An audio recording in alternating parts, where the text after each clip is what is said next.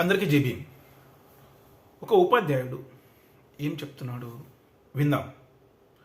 ఎందుకు వినాలి అంటే వినాలి, విని తీరాలి.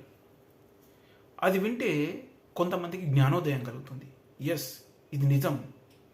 అది ఏ వర్గానికి చెందిన వారైతే రిజర్వేషన్ని అనుభవించారో ఆ వర్గానికి చెందిన వారు మాత్రమే ఆ విషయాన్ని చెప్తున్నారు. అర్థమైందా? సరే, ఆ వీడియో మీకు చూపించే ప్రయత్నం చేస్తాను, చూడండి. 10% समुदाय ने 100% सीटें घेरी 3000 साल तक और अब 70 साल से परेशान हो रहे हैं। व्यवसाय की दुनिया में वैश्य समुदाय का लगभग 100% आरक्षण रहा। इस पर तो कभी नहीं बोला किसी ने। और 3000 साल के जबरन किए गए आरक्षण के विरुद्ध समतलीकरण के लिए, इक्वलाइजेशन के लिए, लेवलिंग के लिए एक जरा सा प्रयास वंचित वर्ग के पक्ष में क्या हुआ कि पेट में ज्वालामुखी फटने लगे। అర్థమైందా? 3000 సంవత్సరాలు కేవలము 10% ఉన్న బ్రాహ్మణ వర్గాలు రిజర్వేషన్ని అనుభవించారని చెప్పేసి ఈ మాస్టర్ చెప్తున్నాడు. అది ఎవరో మన సౌత్ ఇండియాలో ఉన్న వ్యక్తి కాదు, ఎక్కడ యూపీలో ఉన్న ఒక మంచి లెక్చరర్ చెప్తున్నాడు. 3000 సంవత్సరాలు. మళ్ళీ ఆయన కూడా ఎవరు? ఒక బ్రాహ్మణ వర్గానికి చెందిన టీచర్.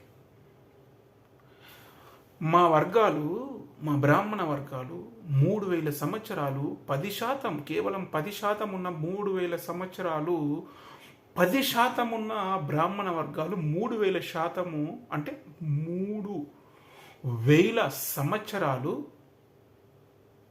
రిజర్వేషన్ని అనుభవించారు. ఎస్, ఇది 100%. మన దేశానికి స్వతంత్రం రాకముందు దేశంలో ప్రతి ఒక్క స్థానంలో వాళ్ళే ఉండేవారు. అప్పటి బ్రిటిష్ పార్లమెంట్లో వాళ్ళే ఉన్నవారు. ఎస్సీ, ఎస్టీ, బీసీ, ఈ బహుజన సమాజానికి చెందిన వారు ఎవరు లేరు. ముస్లిం సమాజానికి చెందిన వారు ఉన్నారు. బ్రాహ్మణ సమాజానికి చెందిన వారే మొత్తం ఉన్నారు. రెడ్డి లేడు, వెలమ లేడు, కమ్మ లేడు, కాపు లేడు, పద్మశాలి లేడు, గౌడ్సు లేడు. అంటే మన తెలంగాణ, ఆంధ్రప్రదేశ్ మట్టి చెప్తున్నా. మాదిగ లేడు, మాల లేడు, దెక్కల, ఇంకా కావాల్సిన ముదిరాజు, ఇంకా ఎన్ని ఉన్నాయి, చాకలి, మంగలి, ఇంకా కుమ్మరి, కమ్మరి, లేరు. వీళ్ళు ఎవరు లేరు పార్లమెంట్లో. ఎందుకు అంటే చదువు లేదు.